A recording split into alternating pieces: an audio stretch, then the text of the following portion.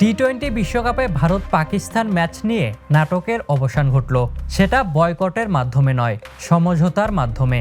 আর যেখানে বড় ভূমিকা রেখেছে বাংলাদেশ। বিসিবি সভাপতি আমিনুল ইসলামের সঙ্গে বৈঠকের পর বয়কটের সিদ্ধান্ত থেকে সরে আসে পাকিস্তান ক্রিকেট বোর্ড, যার ফলে ২,০০০ কোটি টাকার ক্ষতির মুখ থেকে বেঁচে গেল আইসিসি। জানা গেছে ভারত পাকিস্তান ম্যাচ না হলে আইসিসির ১৭,৪০,০০,০০০ ক্ষতি হতো। বাংলাদেশি টাকায় যা প্রায় ২,১২০ কোটি টাকার সমান। এই ক্ষতি এড়ানো সম্ভব হওয়ায় স্বস্তিতে ক্রিকেট খেলুড়ে দেশগুলো।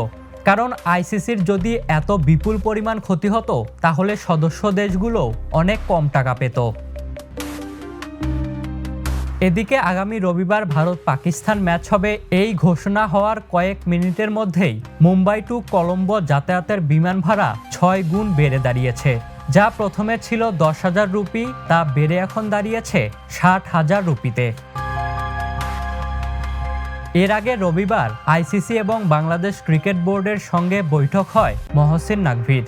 সেখানেই বাংলাদেশ ক্রিকেট বোর্ডের তরফ থেকে পাকিস্তানকে অনুরোধ করা হয়েছে ভারত ম্যাচ খেলার জন্য। Ishtiaq Mahin, the news.